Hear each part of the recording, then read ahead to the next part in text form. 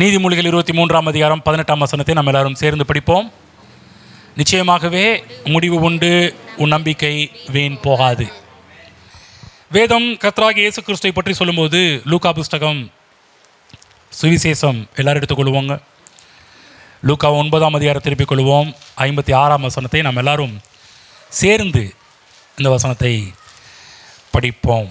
லூக்கா 9:56ஆம் வசனம் எடுத்துக்கங்க, எல்லாரும் எடுத்துக்கங்க, சேர்ந்து படிப்போம். மனுஷகுமாரன் மனுஷருடைய ஜீவனை அளிக்கிறதற்கல்ல ரட்சிக்கிறதற்கே வந்தார் என்றார். போதும். மனுஷகுமாரனாகிய கர்த்தராகிய இயேசு கிறிஸ்து மனுஷனுடைய ஜீவனை அளிக்கிறதற்காக அல்ல, ரட்சிக்கிறதற்காகவே வந்தேன் என்று சொல்வதை நம்ம பார்க்குறோம். கர்த்தராகிய இயேசு கிறிஸ்து மாம்சத்தில் வெளிப்பட்ட தேவகுமாரன். வானவனுக்கு சிங்காசனம், பூமி எனக்கு பாதப்படி என்று சொன்ன தெய்வம், வானாதி வானங்களும் கொள்ளாதவர், வார்த்தைகளால் விவரிக்க முடியாத அப்படிப்பட்ட தேவன் நம்மை மீட்பதற்காக இந்த உலகத்தில் மனிதனாக இறங்கி வந்தவர். ஏன் வந்தார் கர்த்தராகிய இயேசு கிறிஸ்து? மனிதனுடைய ஜீவனை அழிப்பதற்காக அல்ல, மனிதனுடைய ஜீவனை ரட்சிப்பதற்காக, விடுதலை கொடுப்பதற்காக. நன்றாக புரிந்து கொள்ள வேண்டும். தேவனாகிய கிறிஸ்து யாருடைய ஜீவனையும் இதுவரை அளித்தது இல்லை. கர்த்தராகிய இயேசு கிறிஸ்து யாருடைய வாழ்வையும் கெடுத்ததும் இல்லை. ஏன் இதை சொல்கிறேன்னா, இன்றைக்கு அநேக மக்களுடைய ஒரு எண்ணம் என்னன்னா, கடவுள் தாங்க இப்படி பண்ணிட்டாரு, கடவுள் தாங்க இப்படி செஞ்சிட்டாரு, இந்த இயேசு தாங்க இப்படி பண்ணிட்டாரு. சில குடும்பத்தில் நடக்கின்ற அசம்பாவிதங்கள், சில வேலையில் நடக்கின்ற அசம்பாவிதங்கள், வாழ்க்கை நடக்கின்ற அசம்பாவிதங்கள், இதெல்லாவற்றையும் மனதில் கொண்டு மக்கள் சொல்கிற ஒரு பெரிய கூற்று என்னவென்றால், இதெல்லாம் கடவுள் தாங்க செஞ்சுக்கிட்டு இருக்கிறார் என்ற ஒரு எண்ணத்தை உருவாக்கி வைத்திருக்கிறார்கள். கவனமாக கேளுங்க. இந்த உலகத்திலே அழிக்கிறவன் ஒருவன் இருக்கிறான்.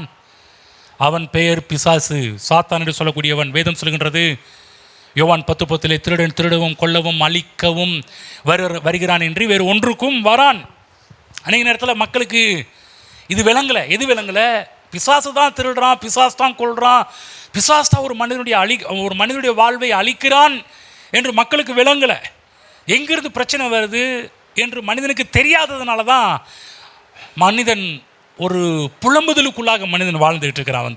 இன்றைக்கி மக்கள் பாருங்கள், இன்ஜினியரிங் படிக்கிறாங்க, டாக்டருக்கு படிக்கிறாங்க, இன்னும் பல துறைகளை சேருவதற்காக பல காரியத்தில் படிக்கிறாங்க. ஆனால் அவங்களுக்கு இன்னும் எவ்வளவோ காரியங்களை படித்தாலும் அவங்களுக்கு இன்னும் இது விளங்கலை.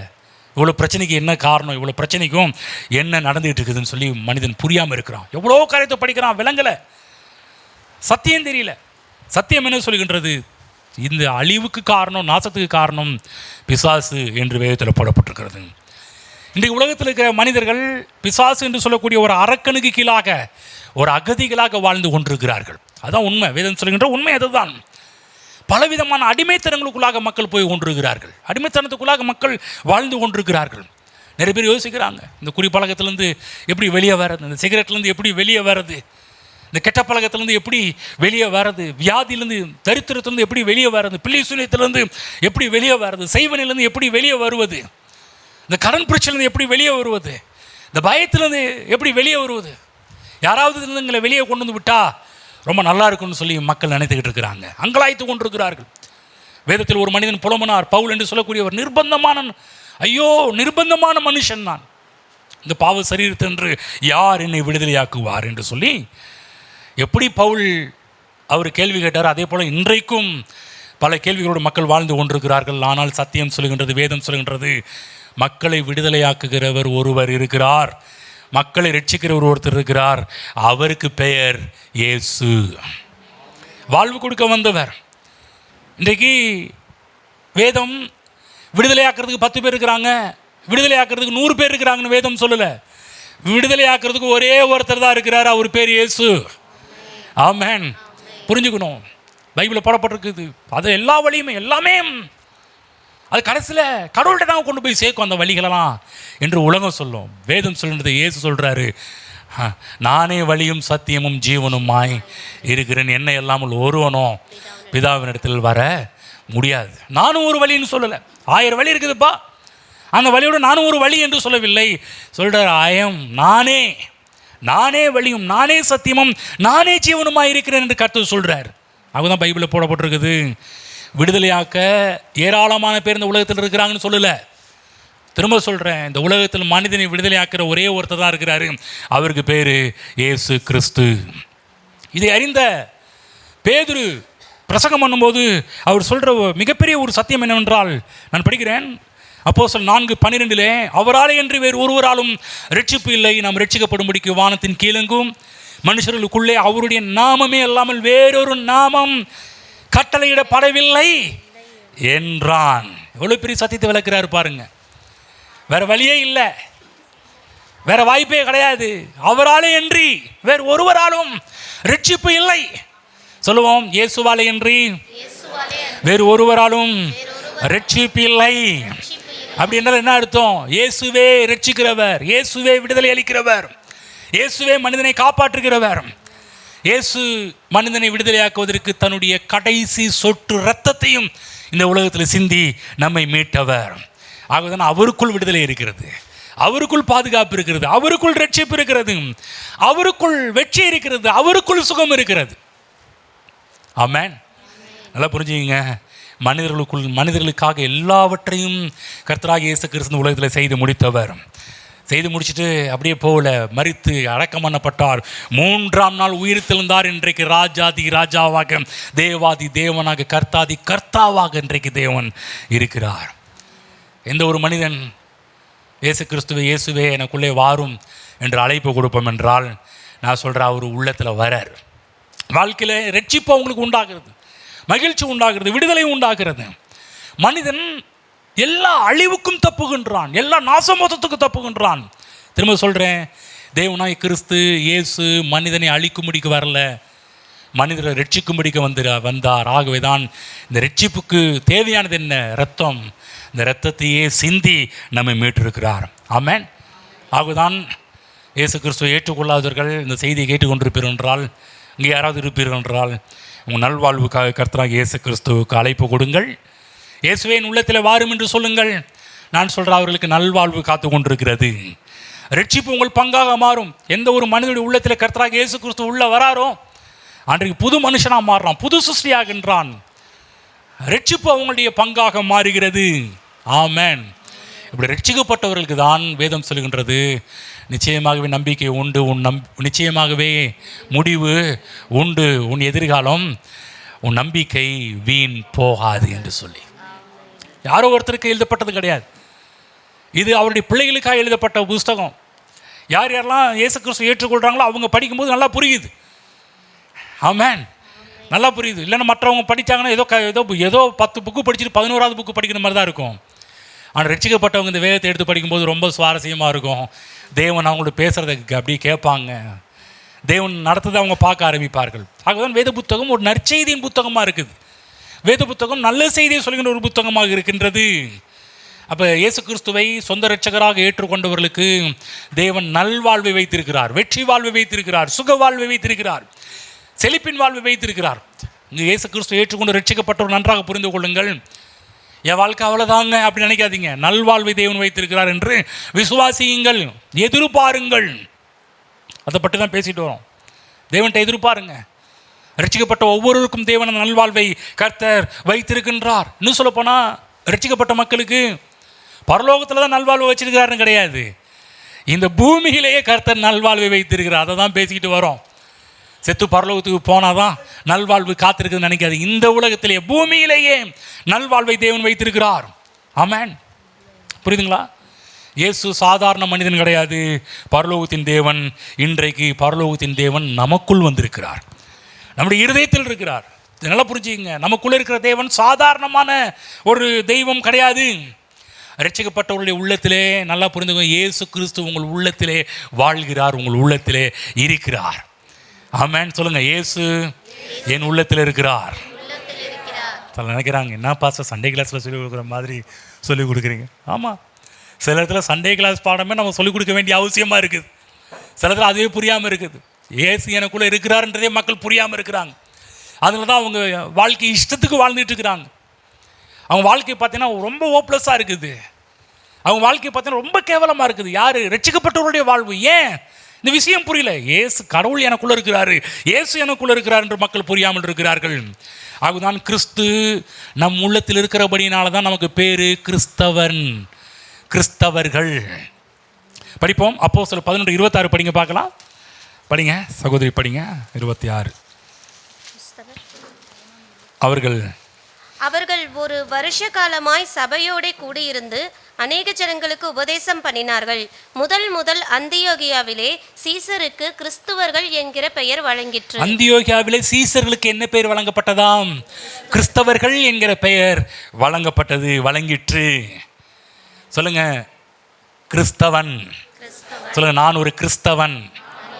கிறிஸ்தவன்னா கிறிஸ்துவும் நீங்களும் சேர்ந்து கிறிஸ்தவன். கிறிஸ்தவர்கள் என்றால் கிறிஸ்துவும் மக்களும் இணைந்து கிறிஸ்தவர்கள். இங்கே நம்ம உட்கார்ந்துருக்கிற எல்லாருமே முதல்ல கிறிஸ்தவன் என்பதை புரிந்து கொள்ள வேண்டும். ரெண்டாவது, நம்ம எல்லாரும் சேர்ந்து கிறிஸ்தவர்களாக இந்த உலகத்தில் வாழ்ந்து கொண்டிருக்கிறோம். சொல்லுங்க நாங்கள் கிறிஸ்தவர்கள். நீங்கள் மக்களுக்கு வெக்கமாக இருக்குது கிறிஸ்தவங்க சொல்கிறதுக்கு. கவனிங்க, நிறைய பேருடைய பிள்ளைகளுடைய ஹிஸ்ட்ரியெலாம் எடுத்து பார்த்தா இங்கே ஒரு பேர், ஸ்கூலில் சர்டிஃபிகேட்டில் ஒரு பேர் இருக்குது. ஏன்னு கேட்டால் கவர்மெண்ட்டில் வேலை வேணாமாங்கய்யா, கவர்மெண்ட் வேலை வாங்கணும்னா பொதுவாக காமன் பேரில் இந்த பேரை வச்சாலும் கவர்மெண்ட்டில் வேலை கொடுக்குறாங்க, கிறிஸ்துவ பேர்லாம் வச்சா ரிஜெக்ட் பண்ணிடுறாங்கன்னு. கவனமாக கேளுங்க, கிறிஸ்தவன் சொல்கிறதுக்கு வெட்கப்படக்கூடாது. பார்க்க சொல்லுங்க, கிறிஸ்தவன் சொல்கிறதுக்கு வெட்கப்படக்கூடாது. கிறிஸ்துவ பேரை வைக்கிறதுக்கு வெட்கப்படக்கூடாது. ஆமென். சொல்கிறது உங்களுக்கு புரியுதுங்களா?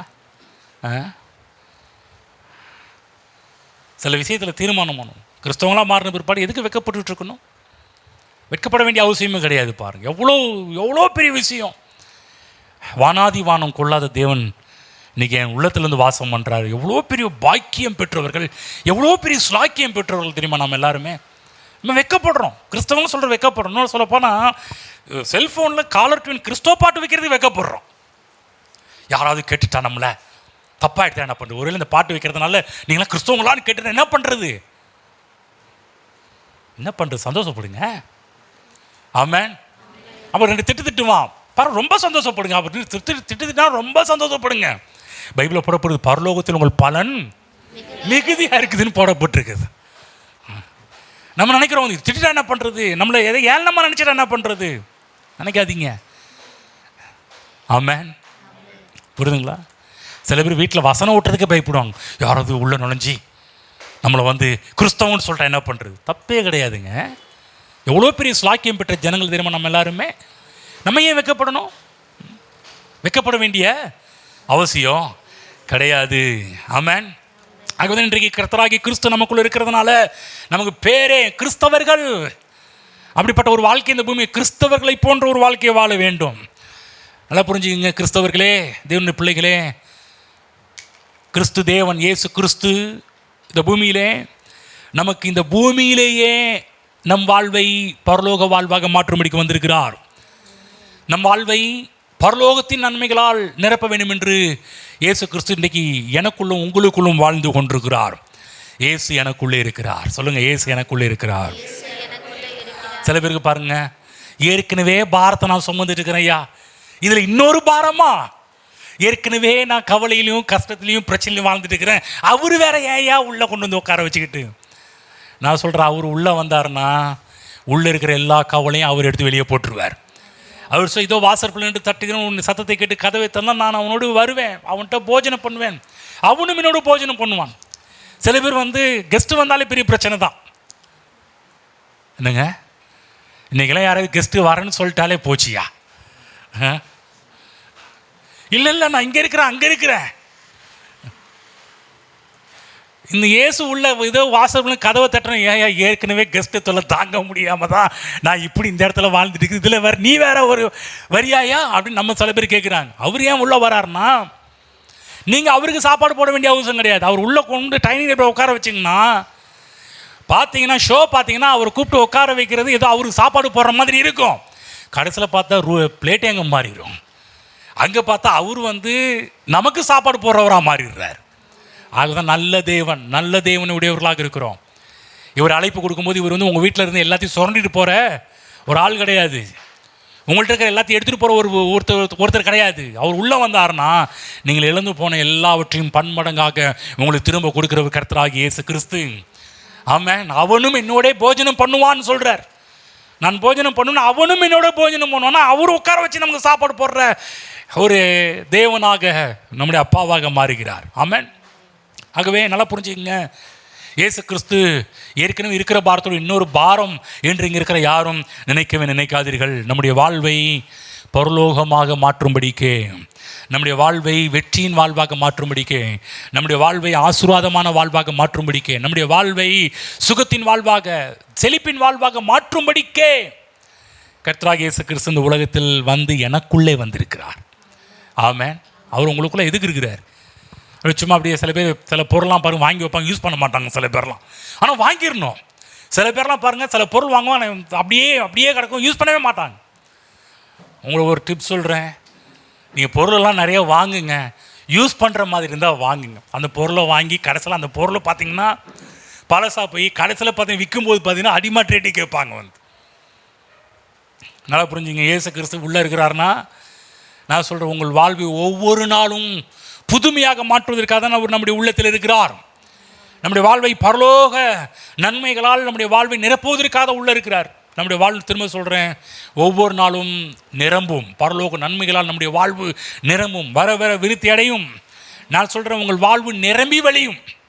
சொல்லுங்கள், என் பாத்திரம் நிரம்பி வழியும்.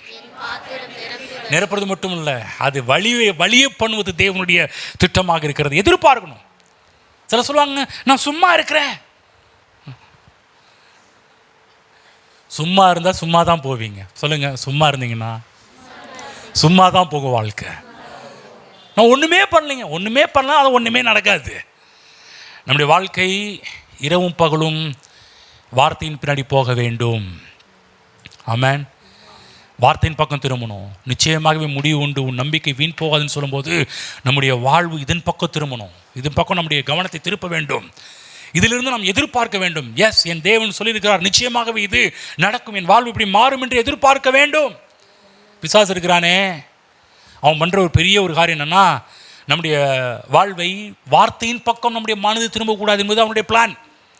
ஆகுதான் சில பேரை சர்ச்சுக்கு வராமலே அவன் சில பேரை தடுத்து நிறுத்தி வச்சிருக்கிறான். சர்ச்சுக்கு போனால் அவங்க வார்த்தையின் பக்கம் திரும்பிடுவாங்க, வேதத்தின் பக்கம் திரும்பிடுவாங்கன்னு சொல்லி சில பேரை சர்ச்சுக்கே வர விடாமல் தடை பண்ணிட்டு இருக்கிறான்.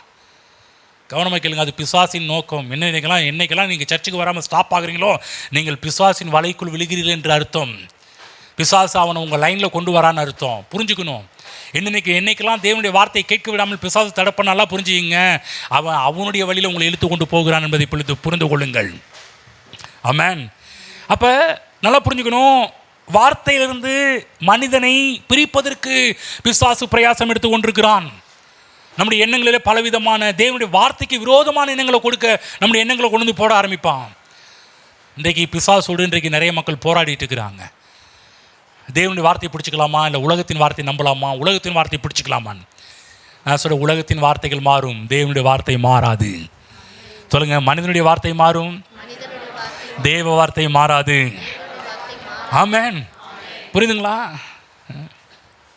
நீங்கள் சொல்லணும், இல்லை பிசாசே, நான் தேவனுடைய வார்த்தையை விசுவாசிக்கிறவன், அதை நம்புகிறவன். நீ சொல்கிற வார்த்தையை நம்புகிற ஆள் கிடையாது நான். நீ சில பேர்ட்ட சில சில சில ஆட்களை கொண்டு வந்து தேவனுடைய வார்த்தையை கேட்க விடாமல் தடுப்பணும். நீங்கள் சொல்லணும், பிசாசே, நான் உன் வார்த்தையை கேட்க மாட்டேன், தேவனுடைய வார்த்தைக்கு மட்டும்தான் என் வாழ்வில் முக்கியத்துவம், மதிப்பு, மரியாதை எல்லாமே. ஆமென். அதுதான் வேதம் தேவனுடைய வசனத்தை தியானிக்கிறவர்களுக்கு அவன் செய்வது எல்லாம் வாய்க்கும் என்று போடப்பட்டிருக்கிறது. தேவனுடைய வசனத்தை தியானிக்கிறவர்களுக்கு வாழ்வு பரலோக வாழ்வாக மாறும் என்று வேதத்தில் போடப்பட்டிருக்கிறது. ஏன்னா தேவன் எல்லா நன்மைகளையும் வார்த்தைக்குள்ளே தான் வச்சிருக்கிறாரு.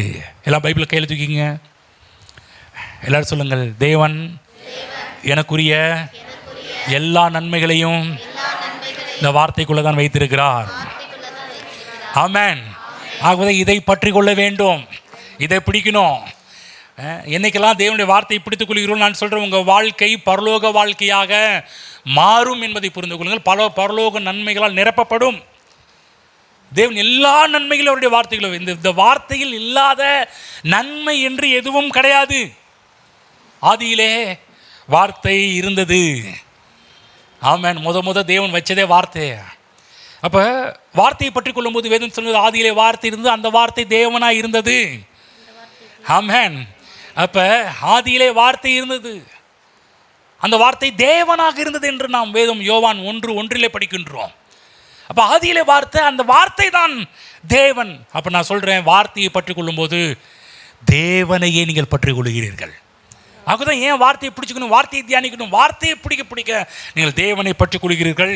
தேவனை பற்றி கொண்டால் அது பரலோக வாழ்க்கையாக மாறும்.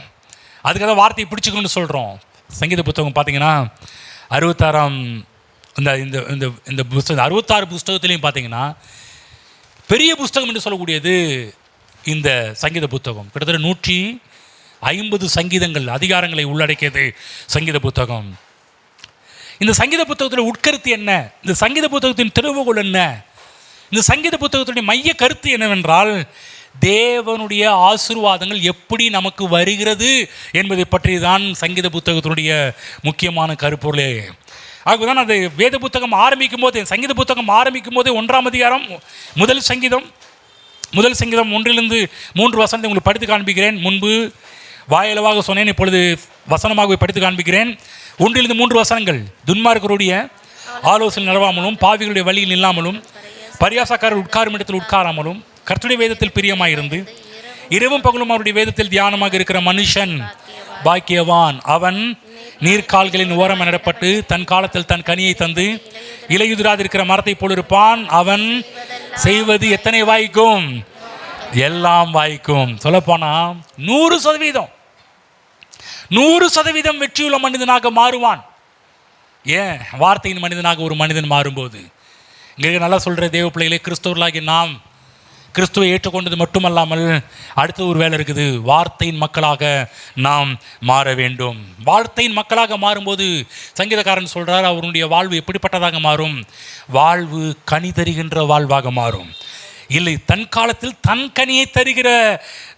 கனியை தருகின்ற ஒரு மனிதனாக அவன் மாறுவான். ஆமென்.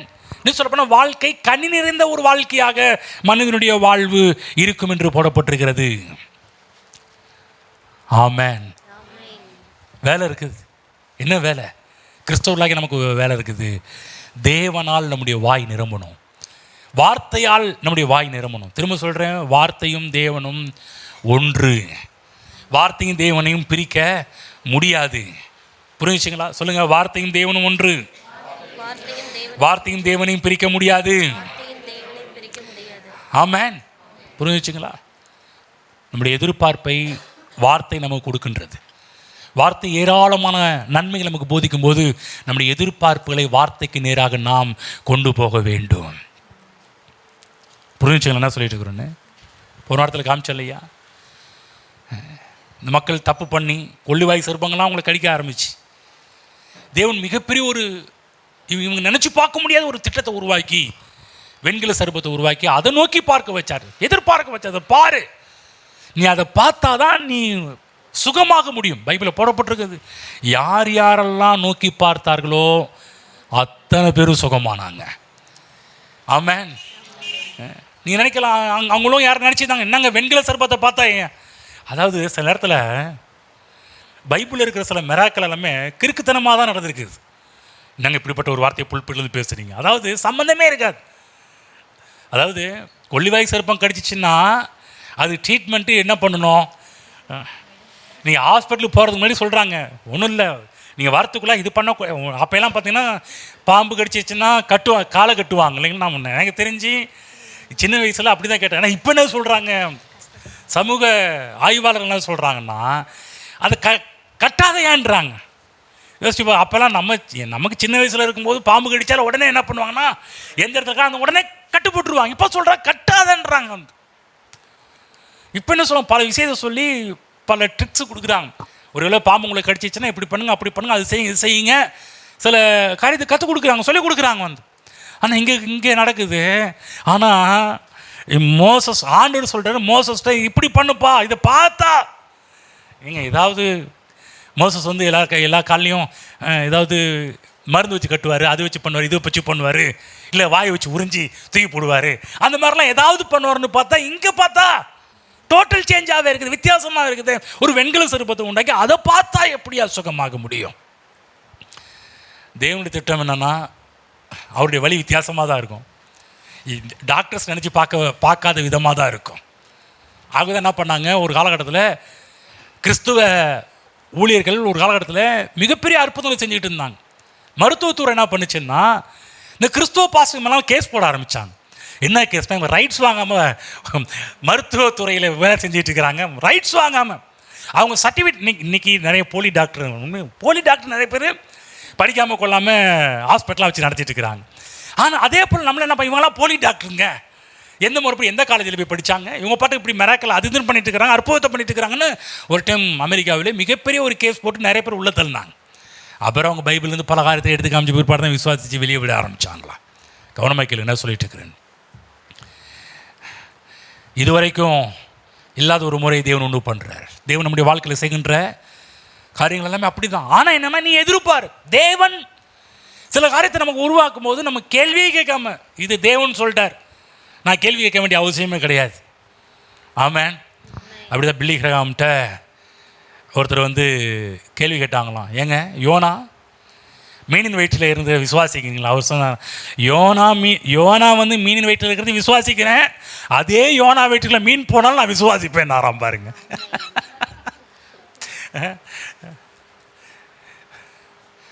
தேவன் சொல்லிட்டாரு, அவ்வளோதான். வேதத்தில் நடந்த எல்லா அற்புதம்னு பார்த்தீங்கன்னா வழக்கத்துக்கும் மாறாக தான் இருக்கும், இயல்புக்கும் மாறாக தான் இருக்கும் எல்லாமே. அதாவது இந்த உலகத்தில் நம்ம இந்த உலக வழக்கத்திலே நடக்கின்ற மாதிரி இருக்காது. அதுதான் கற்பனை கேட்டாது. அது சொல்லிட்டார், நீ இதுவரை பார்த்திராத, இதுவரை கேட்டுறாத, இதுவரை கண்டிராத, இதுதான்ப்பா. நான் சொல்ல தேவனுடைய சிஸ்டம் எப்படி தான். நீங்கள் ஒரு வழி நினைப்பீங்க, நீங்கள் நினைக்காத ஒரு வழி அவர் பண்ணுவார். யோசிச்சு பாருங்க, வனாந்திரத்தில் கொள்ளிவாய் சேப்பா கடிச்சிட்டு இருக்குது.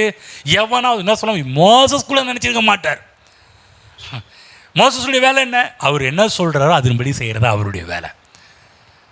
வாங்கினார், வெண்கலத்தில் வாங்கினார், உருக்குனார், அடித்தார், நிமித்தினார், நிப்பாட்டினார், சொல்லிட்டார். இதை யாரும் நோக்கி பார்ப்பீங்க? இப்போ உங்களை பாம்பு கடிச்சு இப்போ யாராவது பார்க்க சொன்னால் யாராவது பார்ப்பீங்களா? இந்த சுச்சுவேஷன் யோசிச்சு பாருங்கள்.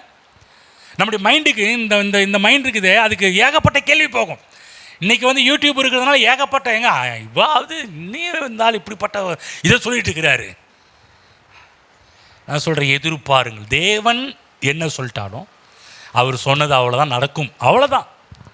அது மாறு கருத்தே கிடையாது, வேறு கருத்தே கிடையவே கிடையாது. பைபிள் தான் ஃபைனல் அத்தாரிட்டி, இறுதி முடிவு தேவனுடைய வார்த்தைக்கு தான் இருக்குது. நான் சொல்கிறேன், கர்த்தர் சொல்லிட்டாரா, அவ்வளோதான். நான் நம்புகிறேன், விசுவாசிக்கிறேன், எதிர்பார்க்கிறேன், நிச்சயம் எனக்கு நடக்கும். ஆமென். எதிர்பார்க்காத காரியத்தை செய்ய சொல்கிறார். கர்த்தர் செய்ய சொன்னார்னா செய்யுங்க, நிச்சயமாகவே அது நமக்கு நன்மைகளை கொண்டு வந்து கொடுக்கும். படிப்போம், கலாத்தியர் 3:13-14 படிப்போம். போன வாரம் அங்கே தான் போனோம், ஒரு சில காரியத்தெல்லாம் காமிச்சேன். திரும்ப அங்கிருந்து இன்னொரு விஷயத்துக்கு நேராக கொண்டு போக விரும்புகிறேன். கலாத்தியர் 3 படிப்போம், 13-14 படிங்க. மரத்திலே தூக்கப்பட்ட எவனும் சபிக்கப்பட்டவன் என்று எழுதியிருக்கிறபடி கிறிஸ்து நமக்காக சாபமாகி நியாயப்பிரமாணத்தின் சாபத்திற்கு நம்மை நீங்களாக்கி மீட்டுக்கொண்டு ஆபிரகாமுக்கு உண்டான ஆசீர்வாதம் கிறிஸ்து இயேசுவினால் புறஜாதிகளுக்கு வரும்படியாகவும் ஆவியை குறித்து சொல்லப்பட்ட வாக்குத்தத்தத்தை நாம் விசுவாசத்தினாலே பெரும்படியாகவும் இப்படி ஆயிற்று. கவனிங்க, இயேசு கிறிஸ்து சாபமானார். கல்வாரி சிலுவையில் தொங்கும்போது முழு உலகத்துக்கு காண்பிக்கிறார், உனக்காக நான் சாபமானேன். வனாந்திரத்திலே வெண்கல சர்ப்பத்தை நிப்பாட்டும் போது என்ன காமிச்சாரு? உனக்காக நான் ஒரு நாள் சாபமாக போகிறேன் என்பதை அன்றைக்கே காண்பித்தார். என்னை நோக்கி பார்த்தால் பிழைப்பா என்பதை அன்றைக்கே காமித்தார். கிறிஸ்து நமக்காக சாபமாகி, ஏன் நமக்காக சாபமானார்? நமக்காக எல்லா காரியத்தையும் செஞ்சு முடிச்சாரு. எதற்காக? ஏன்? 14ஆம் வசனம், ஆபிரகாமுக்கு உண்டான ஆசீர்வாதம் கிறிஸ்து இயேசுவினால் புறஜாதிகளாகி எனக்கு வரும்படியாகவும் ஆதி குறித்து சொல்லப்பட்ட வாக்குத்தத்தத்தை நாம் சொல்லுங்க, நாம். அந்த நாம்ல நீங்களும் இருக்கிறீங்க, நானும் இருக்கிறேன். சொல்லுங்க, நாம். விசுவாசத்தினாலே பெரும்படியாகவும் இப்படி ஆயிற்று. கவனிங்க, இயேசு கிறிஸ்து ஏன் சாபமானார்? இயேசு கிறிஸ்து ஏன் வெண்கல சர்ப்பமானார்? ஒரு தேவனுக்கு ஒரு பெரிய திட்டம் இருந்துச்சு. என்ன திட்டம்? ஆபிரகாமுக்கு உண்டான ஆசீர்வாதம். சொல்லுங்க, ஆபிரகாமுக்கு உண்டான ஆசீர்வாதம். ஆமென். சொல்லுங்க, ஆபிரகாமுக்கு உண்டான ஆசீர்வாதம். ஆபிரகாம்னு சொன்னாலே எனக்குள்ள அவ்வளோ சந்தோஷமா இருக்குது. ஏன்னா ஒரு மனிதனை பிடிச்சி எப்படியெல்லாம் அவனை ஆசீர்வதிக்கணுமோ, எவ்வளவோ ஆசீர்வதிக்கணுமோ அப்படியெல்லாம் கடவுள் பண்ணாரு பாருங்க. அதனால தான் அவ்வளவு மகிழ்ச்சியாக இருக்குது. நான் சொல்கிறேன் பாருங்க, ஆபிரகாம் தேவன்கிட்ட ஏராளமான நன்மைகளை எதிர்பார்த்தார். எதிர்பார்த்த மாதிரியே அவருடைய வாழ்வில் அவ்வளோ நன்மைகள் நடந்தது. விசுவாசித்தார். இன்றைக்கு வேதம் சொல்கிறது, நம்ம எல்லாருக்கும் விசுவாசிகளின் தகப்பனாகவே ஆபிரகாம் மாறினார். விசுவாசிகளின் தகப்பன், விசுவாசத்துக்கு தகப்பன். அப்போ கர்த்தரை விசுவாசித்து கீழ்ப்படுகிறவர்கள் எப்படி ஆசீர்வதிக்கப்படுவார்கள் என்பதற்கு ஆபிரகாம் மிகப்பெரிய ஒரு முன்மாதிரி, எக்ஸாம்பிள். ஆமென். ஒரு சில காரியம் சொல்கிறேன் பாருங்க, எல்லாருக்கும் தெரிந்த விஷயம்தான். ஆனால் சில பேர் பைபிளே படிக்காதாளுக்கு சில இடத்துல திரும்ப ஞாபகப்படுத்த வேண்டியதாக இருக்குது.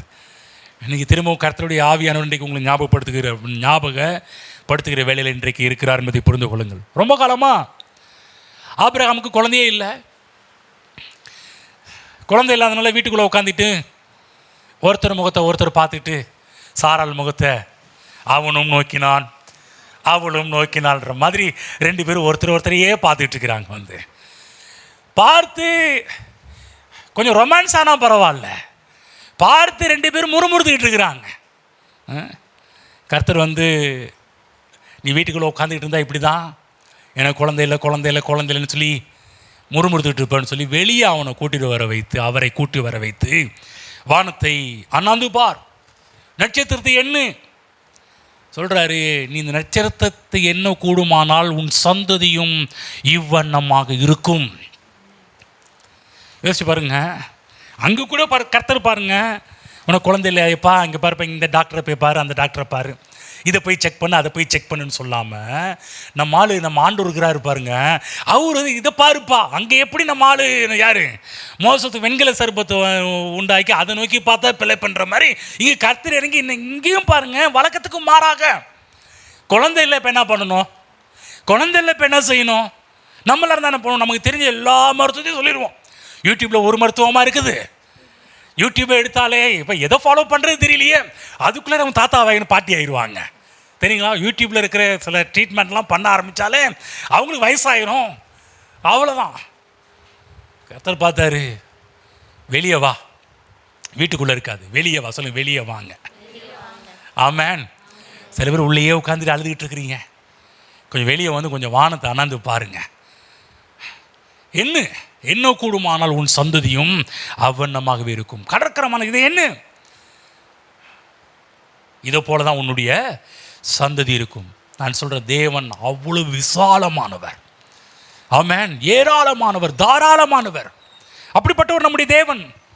ஒரு குழந்தை கூட ஆபிரகாமுக்கு இல்லை. நம்ம ஆண்டவர் இறங்கி இப்போ வானத்து நட்சத்திரத்தை பார்த்து அவ்வண்ணமாய் கொடுப்பேன், அவ்வண்ணமாய் உன் சந்ததி இருக்கும்.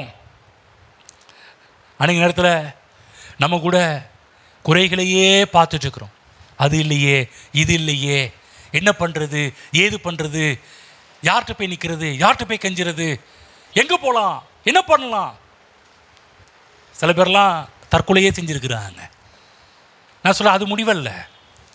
இவர்கள் குழந்தை இல்லை, குறைகளையே பார்த்துட்டு அவங்களுக்கு தேவன் இப்போ என்ன சொல்கிறாருன்னா, அதை பார்க்காத, டைரக்ஷனை திருப்புறாரு, கண்ணை திருப்புறாரு. அதை பார், வானத்து நட்சத்திரத்தை பார், கடற்கரை மணலை பார். இன்றைக்கு கர்த்தருடைய ஆவியானவர், நீங்கள் அநேக குறைகளோடு இருக்கலாம், இன்னைக்கு வார்த்தையை பார்க்கும்படி ஆவியானவர் நம்முடைய கண்களை திருப்பி கொண்டிருக்கிறார். வார்த்தையை பார், நான் உனக்காக ஏராளமான வழிகளை வச்சிருக்கிறேன், ஏராளமான திட்டங்களை வச்சிருக்கிறேன், ஏராளமான நீ தப்பித்துக் கொள்ளும்படியான காரியத்தை நான் வச்சிருக்கிறேன், இதை நோக்கி பார், தேவனுடைய வார்த்தையை நோக்கி பார். தேவன் ஏராளமான திட்டங்களை தேவன் நமக்காக எழுதி வைத்திருக்கிறார், போட்டு வச்சிருக்கிறார், அவர் பிளான் பண்ணி வச்சிருக்கிறாரு. கர்த்தர் போய் கேட்குறாரு, நான் ரெடி, நீ ரெடியா, நான் உனக்கு கொடுக்குற ரெடி, ஆயத்தமாக இருக்கிற, நீ ஆயத்தமாக இருக்கிறாயா, உன்னால் விசுவாசிக்க முடியுமா. ஆபிரகாம் கேட்குறாரு, ஆபிரகாமே பார், இது போல் நான் பண்ணுவேன், ஆனால் நீ விசுவாசிக்க முடியுமா. நீ கர்த்தர் உங்களை பார்த்து கேட்குறாரு, நீ தேவன் நம்முடைய ஏராளமான காரியத்தை பேசிட்டு இருக்கிறாரு. இப்போ தேவன் நம்மளை பார்த்து கேட்குற கேள்வி, நான் சொல்கிற வார்த்தையை விசுவாசிக்க முடியுமா? அவர் சொல்ல, நீ விசுவாசித்தால் தேவனுடைய மகிமையை காண்பாய். ஆமென். விசுவாசிக்கிறவர்களுக்கு கர்த்தர் மகத்தான எதிர்காலத்தை வைத்திருக்கிறார். விசுவாசிக்கிறது என்ன? எதிர்பார்ப்புன்னு விசுவாசம். பாருங்க, இந்த வசனத்தை சொல்லும்போதே தேவன் பாருங்க எந்த இடத்துல சொல்றாருன்னா, லாசரு மரித்து 4 நாள் ஆச்சு, நாரி போச்சு. அந்த சீனில் தான் இறங்கி வந்து பேசுகிறார். சில நேரத்தில் கூட சில காரியத்தை நம்ம நினைப்போம், அந்த டைம் நமக்கு கிடைக்கலையே. சில ஆண்டவரே, நீர் இங்கே இருந்திருந்தீரே, ஆனால் உன் நண்பன், என் சகோதரன் மரித்திருக்க மாட்டானே. சில நேரத்தில் சில விஷயங்கள் வந்து அந்த நேரத்தில் நமக்கு கிடைக்குன்னு பார்த்துட்டு இருப்போம், ஆனால் அந்த நேரத்தில் கிடைக்காது. அப்போ தான் நம்ம என்ன பண்ணுவோம்? புலம்ப ஆரம்பிப்போம். அந்த நேரத்தில் கிடைக்காது. நான் நல்லா கவனமாக கேளுங்க தேவ பிள்ளைகளே. அந்த நேரத்தில் கிடைக்கல அப்படின்றதுக்காக தேவன் வந்து அவ்வளோதான் உங்களுக்கு கொடுக்கவே மாட்டார் என்று கிடையாது. நம்ம நினைக்கிறோம், நமக்கு நிறைய எதிர்பார்ப்புகள் இருக்குது, நிறைய தேவைகள் இருக்குது. இந்த நேரத்தில் இது இருந்தால் நல்லாயிருக்கும், இந்த நேரத்தில் இது கிடைச்சா நல்லாயிருக்கும், இந்த நேரத்தில் இது இருந்தால் நல்லாயிருக்கும் நம்ம நினச்சிக்கிட்டு இருப்போம். அந்த நேரத்தில் கிடைக்காது. ஆனால் ஃபீல் பண்ணாதீங்க, நீ விசுவாசித்தால் தேவனுடைய மகிமையை பார்ப்பீர்கள். சில காரியம் தாமதிக்குது, சில காரியம் கிடைக்கல, சில காரியம் லேட் ஆகுதுன்னா உடனே புலம்பாதீங்க. தேவன் செய்யும்போது நான் சொல்கிறேன், அவருடைய மகிமைக்கு ஏதுவாக அவைகளை செய்வார். ஆமென். மரித்து 4 நாள் ஆச்சு, நாரி போச்சேன். உங்கள் லைஃப் கூட அப்படி தான் சில காரியங்கள் இருக்கான், அவ்வளோதான் போச்சு. இனிமேல் வந்தா என்ன, போனா இருந்தான்னா இல்லைன்னா என்ன அப்படின்ற லெவல்லாம் வந்திருக்கலாம். கர்த்தர் சொல்கிறார், இப்படிப்பட்ட சூழ்நிலையிலையும் நீ விசுவாசித்தால் தேவனுடைய மகிமையை காண்பாய். ஆமென். பக்கம் சொல்லுங்கள், நீங்கள் எதிர்பார்த்தீங்கன்னா, நீங்கள் விசுவாசிச்சிங்கன்னா தேவனுடைய நன்மைகள் உண்டாவதை பார்ப்பீர்கள். ஆமென். ஆகதான் பாருங்க, நான் ஒரு விசுவாச பிரசங்கியார். இந்த சபை விசுவாச சபை. விசுவாசத்தையும் தேவன் மீது எதிர்பார்ப்பையும் கொண்டு வருகின்ற ஒரு சபை. நீ எங்களை நோக்கி பாருங்கன்னு சொல்லலை, ஏன்ட்ட வாங்கன்னு சொல்லலை. நிஜமாக சொல்கிறீங்க, எவ்வளோ தேவையில் இருந்தாலும் ஏன்ட்ட வந்தீங்கன்னா ஒன்றும் உங்களுக்கு கொடுக்கற முடியாது. ஆனால் ஒன்று இருக்குது, எதிர்பார்ப்பை கர்த்தர் மீது வைங்கன்னு சொல்லி கொடுக்குற விசுவாசம் இருக்குது. நாங்கள் அப்படி தான் வந்தோம், நாங்கள் அப்படி தான் முன்னேறி கொண்டிருக்கிறோம். பல தேவைகள் இருக்குது, பல எதிர்பார்ப்புகள் இருக்கிறது. நாங்களும் பண்ணலாம், ஒவ்வொருத்தரையும் எதிர்பார்த்துருக்கலாம். ஒரு நாளும் அப்படி நினைக்கிறது கிடையாது. தேவனை பார்க்குறோம், தேவன் வழிகளை திறக்க ஆரம்பிக்கிறார். ஆமென். அன்றைய நேரத்தில் பாருங்கள், கர்த்தர் சொல்லியும் பல ஆண்டுகள் இவங்களுக்கு பிள்ளை பிறக்காதனால சில சோர்ந்தே போயிடுவாங்க. சில நேரத்தில் தேவன் சில காரியம் சொல்லி நமக்கு நடக்காமலே சில இதில் இருக்கும், நம்ம என்ன பண்ணுவோம்? அப்போ தான் சோர்ந்து போயிருப்போம். நிறைய பேருக்கு நிறைய வாக்குத்தத்தங்கள் வரும், வாரம் வரும்போது நீங்கள் நிறைய தேவைகளோடு வருவீர்கள், தேவன் உங்களோட பேசுவார். ஆனால் அந்த வாரத்தில் ஒன்றுமே நடக்காது. நீங்கள் சொல்லுவீங்க, அடுத்த வாரம் சர்ச்சுக்கு போகிறதுக்கே போகலாமா வேண்டாமா, ஒன்றுமே நடக்கலை. அவர் எதிர்பார்த்து என்ன பிரயோஜனம்? அவர் நம்பி என்ன பிரயோஜனம்? ஜெபித்து என்ன பிரயோஜனம்? சர்ச்சுக்கு போய் என்ன பிரயோஜனம்? அப்படியே நம்முடைய விசுவாசம் டவுன் ஆகும். நான் சொல்லுகிறேன், நடக்கலையா ஆதங்கப்படாதீங்க, விசுவாசத்தில் நில்லுங்கள். கர்த்தருடைய வார்த்தையை பிடித்து உறுதியாக நில்லுங்கள். நடந்தே ஆகும். ஏனென்றால் வானமும் பூமி மலிந்து போனாலும் தேவனுடைய வார்த்தை, கர்த்தருடைய வார்த்தையோ ஒழியாது. பாருங்கள், அந்த நேரத்தில் சில பேர் பாருங்கள், நடக்கலன்னு நம்ம ஆள் ஆபிரகாம் நடக்கலன்னு வேறு பிளான்லாம் கொண்டு வராங்க. என்ன பிளானு? ஆகார் திட்டம். ஆகார் பிளானு. உடனே சாராள்மா பார்த்தாங்க, சரி நம்ம ஆள்கிட்ட சொல்லணுமே, சரிங்க எனக்கு குழந்தை பிறக்கிற மாதிரி கிடையாது, இன்னொரு கல்யாணம் பண்ணிக்கங்க அப்படின்னு சொல்லி திட்டத்தை பண்ணுறாங்க. ஆகார் மூலமாக பிள்ளை பெறுகிறார், இஸ்மவேல் உருவாகிறான். இப்போ கர்த்தர் இந்த ஆபிரகாம் இப்போ நினைக்கிறார் என்னன்னா, ஓ இதுதான் கர்த்தர் சொன்னாரா, வானத்தின் நட்சத்திரத்தை போல கடற்கரை மணலை போல பெருக பண்ணுன்னு சொன்னாரே, அது இதுதானா பரவாயில்ல, கர்த்தர் கரெக்டாக நிறைவேற்றிட்டார்னு சொல்லி ஆபிரகாம் ஒரு நப்பாசையில், ஆபிரகாம் ஒரு என்ன சொல்கிறது, ஒரு குறைஞ்ச ஒரு விசுவாசத்தில் ரேட்டு சொன்னார்ப்பா, அப்போ இவன் மூலமாக ஏதோ பண்ணுவார்னு நினச்சிட்டு இருக்கும்போது கர்த்தர் இறங்கி என்ன பண்ணுறாருன்னா, படிப்போம் ஆதியாகமம் 17:19, அங்கே இறங்கி என்ன பண்ணுறாரு, ரூட்டையே மாற்றி விடுறாரு, பிளானையே மாற்றி விடுறாரு.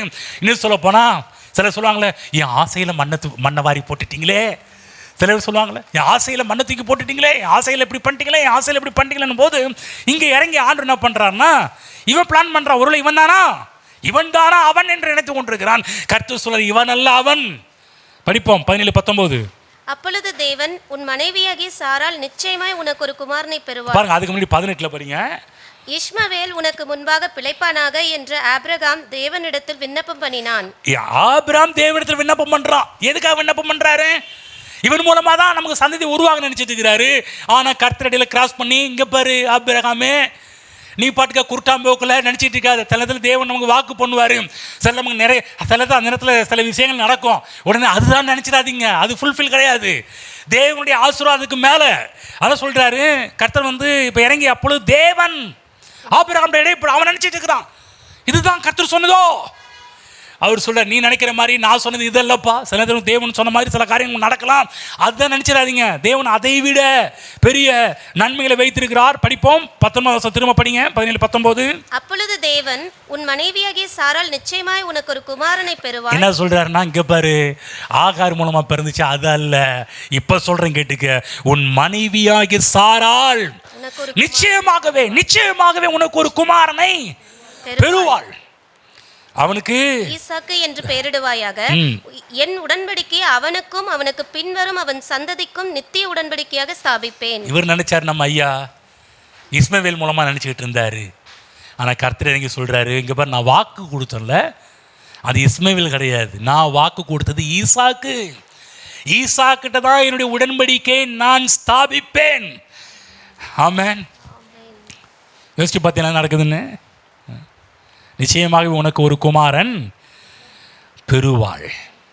நிச்சயமாக நடக்கும். நான் சொன்னது பொய்யல்ல, நான் சொன்னது அது வெறுமையாய் திரும்பாது. நான் என்ன சொன்னேனோ அது நிச்சயமாக நடக்கும். உன் சந்ததியை பெருக பண்ணுவேன், உன்னை பெருக பண்ணுவேன்னு சொன்னது இஸ்மவேல் மூலமாக அல்ல, ஈசாக்கின் மூலமாக. ஆமென். பிற்பாடு நிறைய நேரத்தில் பாருங்க, ஒரு மனைவியை வச்சுட்டே பிரச்சனை, இங்கே 2 மனைவி, அது 2 பிள்ளைங்கன்னும் போது பயங்கர பிரச்சனையை சந்திச்சிருக்கிறார் நம்ம ஆள். யார்? ஆபிரகாம். பாருங்க, பெரிய பிரச்சனை உருவாகுது. என்ன பிரச்சனை? இஸ்மவேல் இப்போ ஈசாக்கை கேலி பண்ணுறான். ஈசாக்கை கேலி பண்ணும்போது சாராளுக்கு பயங்கர கோபம். என்னடா அது, வேலைக்காரிக்கு பிறந்த பையன் இப்படி பண்ணுறானே அப்படின்னு சொல்லி இவளுக்கு கோபம். பாருங்க, ஆபிரகாமுக்கு வருத்தம். இப்போ என்னன்னா கர்த்தர் சொல்கிறாரு, இப்போ சாராள் சொல்கிறத கேட்டு இப்போ இப்படி பண்ணு, இதை செய், அதை செய்யுன்னு சொல்லி கர்த்தர் ஆபிரகாமுக்கு சில இன்ஸ்ட்ரக்ஷன் கொடுக்குறார். சொல்கிறாரு, நீ இஸ்மவேலையும் ஆகாரை துரத்தி விடுறது உனக்கு வருத்தம் உண்டாக வேண்டாம். ஏன்னா என் திட்டத்தில் அது இல்லை. என் பிளானில் இஸ்மவேல் பிளான் கிடையாதுப்பா. என் பிளானு ஆகார் பிளான் கிடையாது, ஆகார் திட்டம் கிடையாது. என்னுடைய திட்டம் இஸ்மவேல் திட்டம் கிடையாது. என் திட்டம் சாராள் திட்டம், என் திட்டம் ஈசாக்கின் திட்டம்.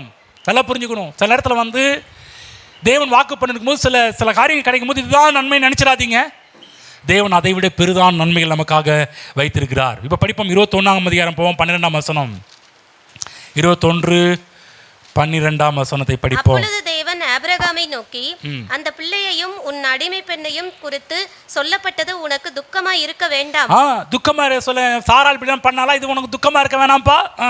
ஈசாக்கினிடத்தில் உன் சந்ததி விளங்கும், ஆதலால் சாராள் உனக்கு சொல்வதெல்லாவற்றையும் கேள். உன் மனைவி சொல்ல கேளுன்றார். சில நேரத்தில்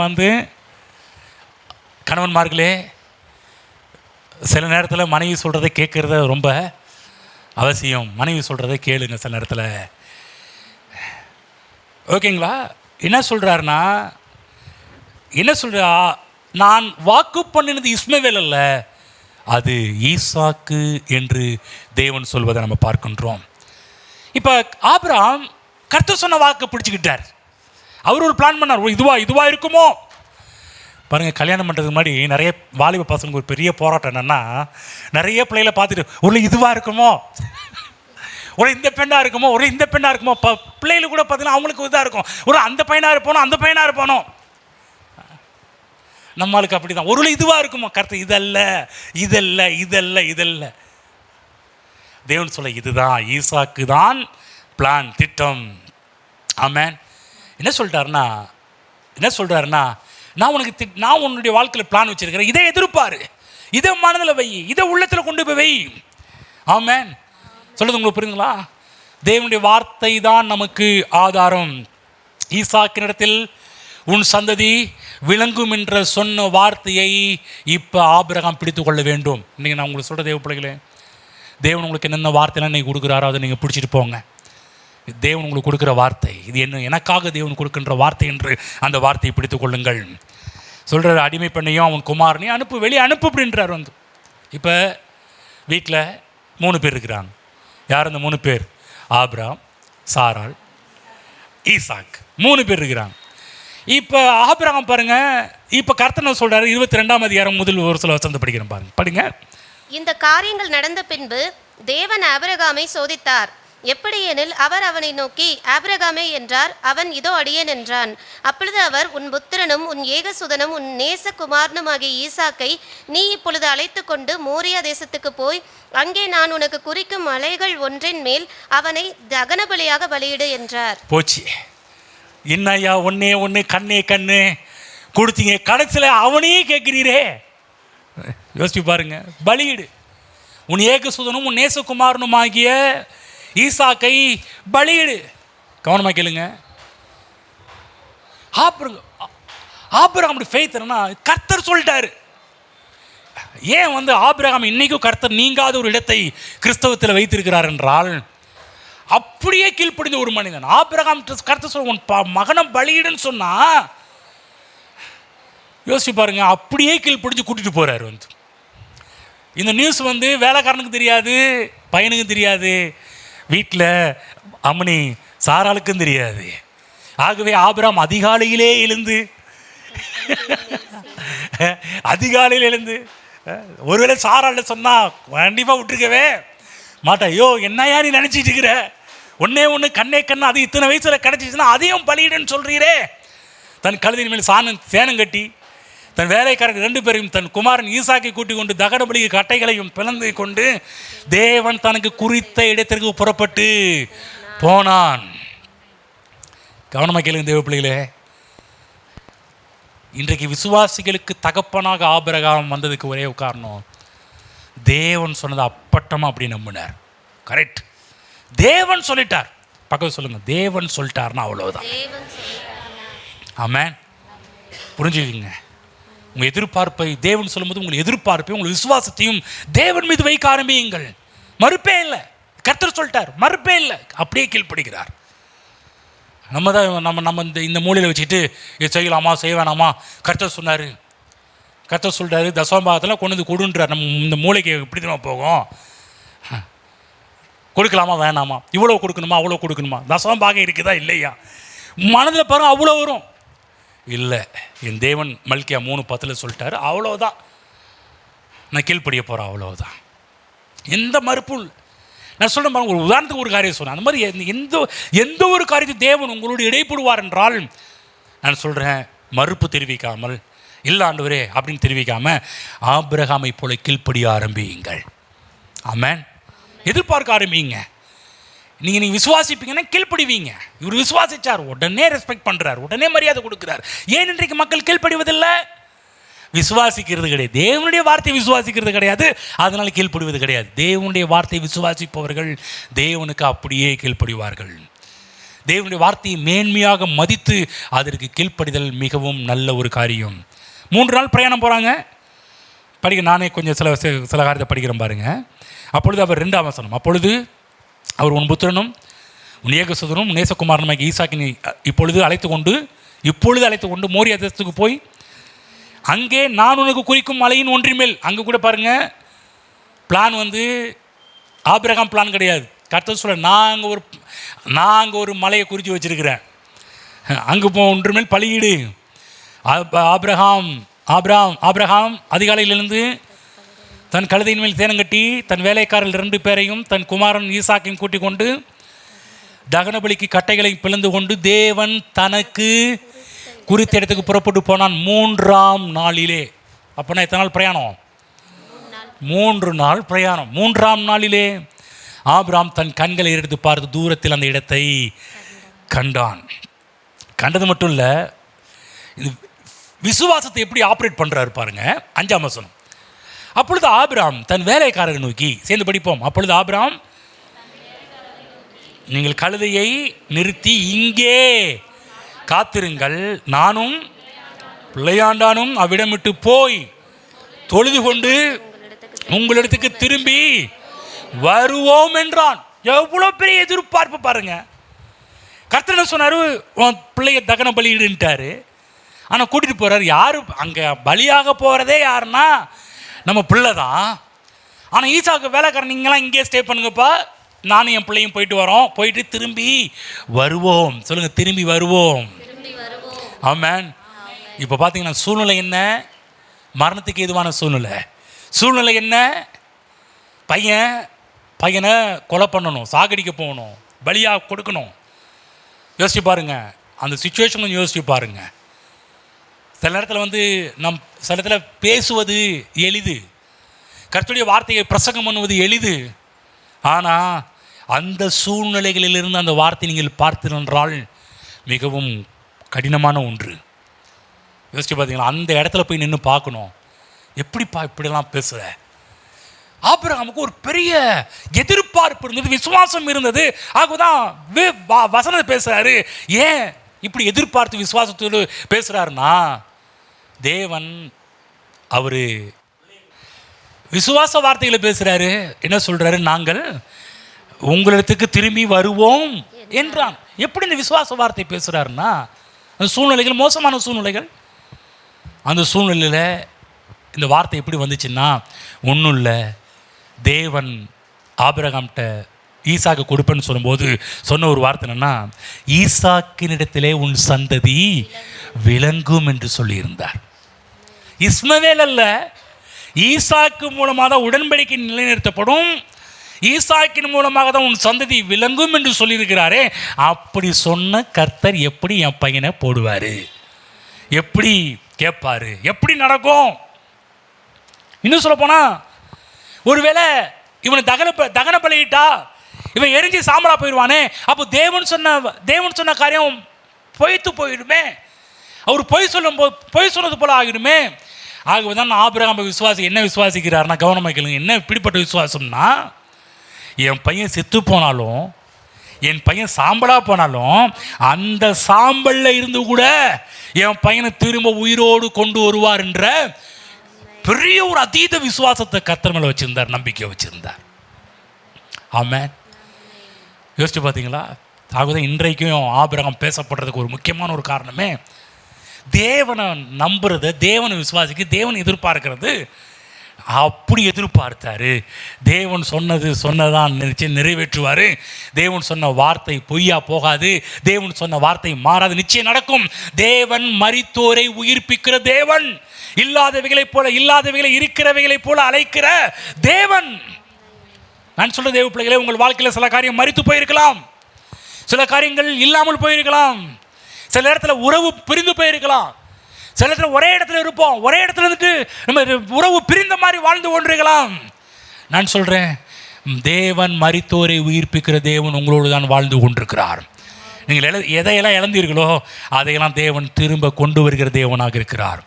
ஆபிரகாமுக்கு விசுவாசம், என் பையன் செத்து போனாலும் அந்த சாம்பல்ல இருந்து உயிரோடு எழுப்பி என் பையனை கொண்டு வருவார்ன்ற நம்பிக்கை, விசுவாசம் அவருக்குள்ளாக இருந்தது. விசுவாசிச்சார். இதை தான் ஆபிரகாம் விசுவாசிக்கிறார்.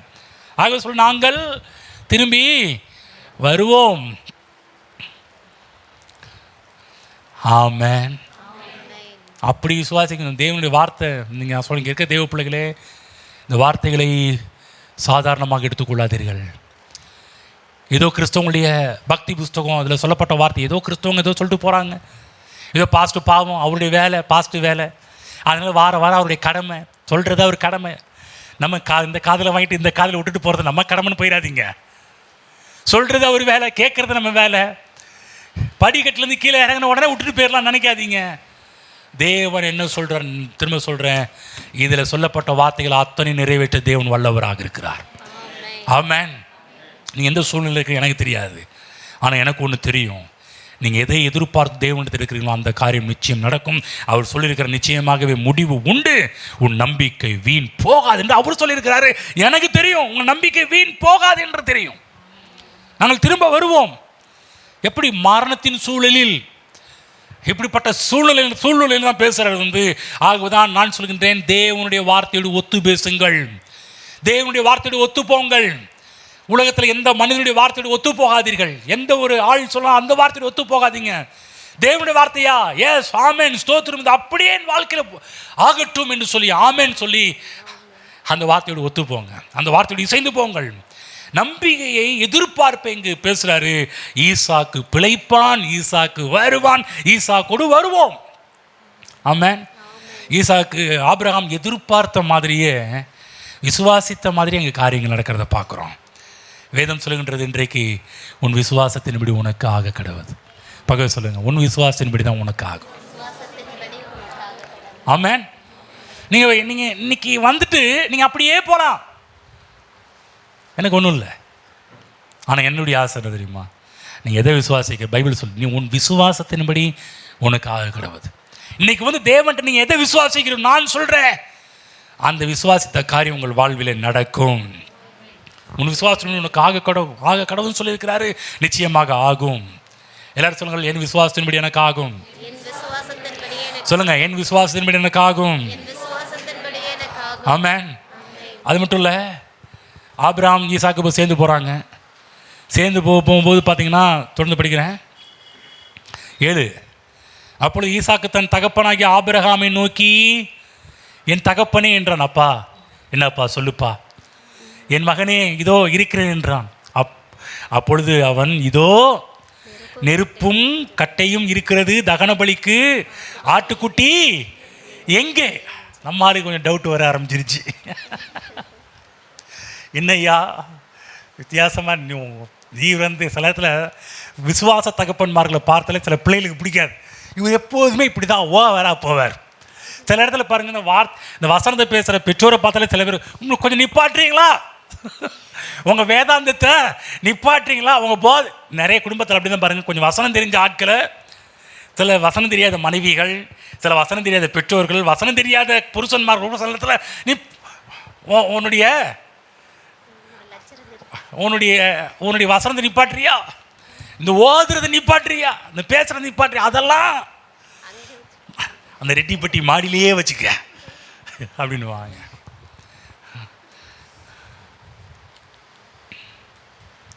ஒருவேளை இந்த இடத்துல ஆபிரகாம் வந்து, தம்பி என்னைய மன்னிச்சிருப்பா, ஈசாக்கை என்னை மன்னிச்சிருப்பா, நீ தான்ப்பா அந்த ஆட்டுக்குட்டின்னு சொன்னார்னா, வேலைக்காரன்ட்ட கூட சொல்லாம 3 நாள் புழுகி இருந்தப்பா, என் மனசுலேயே வச்சு அடக்கிட்டு இருந்தப்பா, எவ்வளோ நேரம் தான் எனக்குள்ளேயே வச்சு அடக்க முடியும்? சில பேர் சொல்லுவாங்கல்ல, யார்ட்டையாவது சொன்னாதான், அதுக்கு தான் நாங்கள் இருக்கிறோம். சில பேர்லாம், நல்ல வேலைக்கு பாஸ்டர் உங்கள்கிட்ட சொல்லிட்டேன், பரவாயில்ல சொல்லிட்டீங்களா? இவர் சொல்லியிருக்கலாம், தம்பி 3 நாள் புதைச்சி வச்சுருந்தேன்ப்பா. அதற்கு ஆபிரகாம், என் மகனே, தேவன் நமக்கு தகன பலிக்கான ஆட்டுக்குட்டி எடுத்து கொள்வார் என்றான். அப்புறம் இருவரும் கூடி போனார்கள். என்ன மாதிரி பாருங்க ஃபெய்த்தை, விசுவாசம். தேவ பிள்ளை, நான் உங்கள்கிட்ட எதிர்பார்க்கிறது, இப்படிப்பட்ட விசுவாசத்தை உடையவர்களாக இருங்கள். ஆமென். அவ்வளவு நம்பிக்கை. ஆமென். யோசிச்சு பாருங்க, இந்த உலகம் பாருங்க, சில நேரத்தில் ஆண்டவர் நம்புறதே கிடையாது. ஆனால் நம்ம ஆபிரகாம் முழுக்க அப்படி கவனம் எல்லாமே கர்த்தர் என்ன நடக்க போகுது, கர்த்தர் என்ன போகிறார், இந்த சிச்சுவேஷனில் எதிர்பார்ப்பு எல்லாமே கர்த்தர் என்ன பண்ண போகிறார் அதை பார்த்துக்கிட்டு இருக்கிறார். கர்த்தர் என்ன செய்ய போகிறார் அதை பார்த்துட்டு இருக்கிறார். நான் சொல்கிறேன், நீங்களும் உங்கள் சூழ்நிலைகளில் பல ஏமாற்றங்கள், பல கேள்வி, அந்த நேரத்தில் கர்த்தர் என்ன செய்ய போகிறார் என்று பார்த்து கொண்டிருங்கள். நல்லா அடிக்கடி அப்படி தான் நிறைய தேவைகள் எழும்புவோம். நான் பார்க்குறது, கர்த்தர் அவர் என்னமோ பண்ண போகிறார், இந்த சுச்சுவேஷனில் வித்தியாசமாக வேலை பண்ண போகிறாருன்னு தெரியும். நான் என்னென்னா, அவர் என்ன இந்த டைம் அவர் என்ன வித்தியாசமாக பண்ண போகிறாருன்னு பார்த்துக்கிட்டு இருப்பேன். இவ்வளோ நாள் வித்தியாசமாக பண்ணார் நம்ம ஆண்டவர். இப்போ இந்த சுச்சுவேஷன், இந்த சூழ்நிலையிலும் அவர் எப்படி வித்தியாசமாக பண்ண போகிறாருன்னு பார்த்துக்கிட்டு இருக்கிறேன். ஆமென். நிச்சயம் செய்வார் என்று எதிர்பார்க்கிறேன். நிச்சயம் நான் என்னென்னலாம் கர்த்தரை எதிர்பார்க்கிறேனோ நிச்சயம் அவர் செய்வார். ஆனால் எப்படி செய்வார்னு தெரியாது, ஆனால் செய்வார், எப்படியும் செய்வார். ஆமென். சில பேச்சே பார்த்தீங்கன்னா, இல்லைங்க போச்சுங்க அவ்வளோதாங்க நானும் தாங்க அப்படிலாம் இல்லை இருக்கக்கூடாது. பாருங்கள், நான் சொல்கிறேன், ஆபிரகாம் எதை எதிர்பார்த்தானோ, எதை விசுவாசித்தானோ அது அப்படியே ஆபிரகாமுக்கு நடந்தது. கட்டையை அடுக்கிறான் பாருங்க. அதாவது திரும்ப சொல்கிறேன், வேதத்தை படிக்கும்போது அந்த சூழ்நிலையில் உலக உங்களை மிங்கில்படுத்திக்கிங்க. அந்த சூழ்நிலைக்குள்ளாக நீங்கள் அங்கே உள்ள நுழையுங்க. ஒருவேளை இந்த சூழ்நிலை எனக்கு இருந்தா, ஒருவேளை கர்த்தர் என்கிட்ட இந்த ஒரு வார்த்தை சொல்லி என் பிள்ளைய சாகடிக்க சொல்லி, அப்போ நான் எப்படி நடந்திருப்பேன், எப்படி உள்ள இருந்திருக்கும் யோசிச்சு பாருங்க. எப்படி இருந்திருக்கும் கொஞ்சம் யோசிச்சு பாருங்க. அப்படி உள்ள அந்த நேரத்தில் இருந்து அந்த கட்டையெல்லாம் அடுக்கும்போது நீங்கள் நம்மளா இருந்தால் ஆண்டவரே இப்படி பண்ணிட்டே ஆண்டவரே, குழந்தைய கேட்டு பையனை கேட்டுட்டே ஆண்டவரே. நம்மளா இருந்தால் அப்படியே இங்கே அப்படியே கண் அப்படி தண்ணி இங்கே நீக்க முடியாது. சில பேருக்கலாம், சில பேர் கண்ணம்மா அப்படி உப்பி போய் கிடக்கும். என்னன்னா அந்த முகத்திலேயே ரியாக்ஷனை காமிச்சிடுவாங்க. வீட்டில் என்ன நடந்துச்சு, வீட்டில் என்ன ஆச்சு, வீட்டில் ஏது நடந்துக்கிட்டு இருக்கிறது எல்லாமே அவங்க கண்ணுலேயும், கண்ணு கீழே இருக்கிற அந்த வளையத்திலையும், அந்த கன்னத்துலேயும், முகத்துலேயும் அப்படியே தெரியும். நம்ம ஆபிரகாம், நான் சொல்ல பாருங்க, ஈசாக்குக்கு சந்தேகம் வர மாதிரி எந்த ஒரு காரியத்தையும் செய்யலை. தேவனை விசுவாசித்தார். அப்புறமேட்டு தான் கையை கட்டி படுக்க போகிறார். அவங்க படுக்க போகிறாரு பாருங்க. அப்போ தான் கர்த்தர் தடுத்து நிறுத்தி, ஆபிரகாமே உன் பிள்ளையாண்டான் மேல் கையை போடாதே, அவனுக்கு ஒன்றும் செய்யாதே, நீ அவனை உன் புத்திரன் என்றும் உன் ஏக சுதன் என்றும் பாராமல் எனக்காக ஒப்பு கொடுத்தபடினால் நீ தேவனுக்கு பயப்படுகிறோம் என்று இப்பொழுது அறிந்திருக்கிறேன் என்றான். அப்போ தான் பாருங்க, ஆபிரகாம் தன் கண்களை ஏறெடுத்து பார்க்கும்போது இதோ பின்னாக புதிரில் தன் கொம்புகள் சிக்கி கொண்டிருந்த ஒரு ஆட்டுக்கடாவை கண்டான். அப்பொழுது ஆபிரகாம் போய் கடாவை பிடித்து அதை தன் குமாரனுக்கு பதிலாக தகன பலியிட்டான். ஆபிரகாம் அந்த இடத்துக்கு யெகோவா ஈரே என்று பெயரிட்டான். அதனாலே கர்த்தருடைய பர்வதத்திலே பார்த்து கொள்ளப்படும் என்று இந்நாள் வரைக்கும் சொல்லப்பட்டு வருகிறது. ஆமென். ஆபிரகாம் எதை எதிர்பார்த்தாரோ அது அப்படி நடந்துச்சு. இப்போ நான் உங்களுக்கு சொல்லிட்டு இருக்கிற காரியம் சத்தியமோ அதுதான். தேவன்கிட்ட எதிர்பாருங்க. அவருடைய வார்த்தையிலிருந்து ஒரு காரியம் இருக்கிறதா நீங்கள் சொல்லணும், எஸ் ஆமென். கொஞ்சம் பிரசங்கம் பண்ணும் போதெல்லாம் ஆமேன்லாம் சொல்லுங்க. சும்மா அப்படியே உட்காந்துட்டு அப்படியே போகாதீங்க. நீங்கள் என்னைக்கு ஆமேன் நல்லா சொல்கிற கவனமாக கேளுங்க. இந்த ஆமேன், இந்த தேவனுடைய வார்த்தை வரும்போது என்னைக்கு உங்கள் வாயை திறந்து ஆமேன்னு சொன்னீங்களோ எனக்கு தெரியும் அத்தனை பேரும் நீங்கள் ரிசீவ் பண்ணிட்டீங்கன்னு அர்த்தம். சும்மா அந்த அமுக்குடி மாரி உட்காந்துட்டு போனீங்கன்னா எனக்கு தெரியாது.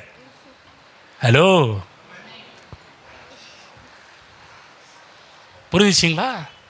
ஏதாவது வாக்கு கை தட்டலாம், என்ன குதிக்கலாம், எழுந்திரிச்சு தேவனுடைய வார்த்தை பெற்றுக்கொண்டா சில பேர்லாம் எழுந்திரிச்சின்னு கை தட்டி பண்ணலாம், தப்பே கிடையாது. நானும் சில இடத்துல ரொம்ப சிரிக்க ஆரம்பிச்சிடும், ரொம்ப பண்ண மகிழ்ச்சியை தெரிவிக்க ஆரம்பிப்பேன் தேவனுடைய வார்த்தை வரும்போதெல்லாம். ஆமென். புரியுதுங்களா என்ன சொல்லிட்டு இருக்கிறோன்னு? சும்மா அப்படியே போயிடக்கூடாது, ஓகேங்களா? அதுதான் பாருங்கள், தேவன் அவனை தடுத்தார். ஆட்டுக்குட்டியினுடைய புண்ணியத்தினால் அவர்கள் ஈசாக்கு காப்பாற்றப்படுகிறார். ஆமென். புரியுதுங்களா தேவ பிள்ளைகளே? தேவன் உங்களுக்கு ஒரு வார்த்தையை சொல்லியிருப்பார் என்றால் நிச்சயமாக செய்ய வல்லவர். எதிர்பாருங்கள். தேவன் உங்களுக்கு இந்த வேதத்திலிருந்து உங்களுக்கு தேவன் வார்த்தை கொடுப்பார் என்றால் நிச்சயம் செய்வார் என்று எதிர்பாருங்கள். நிச்சயம் நடக்கும். உங்கள் நம்பிக்கை வீண் போகாது. எழுந்து நிற்போம்.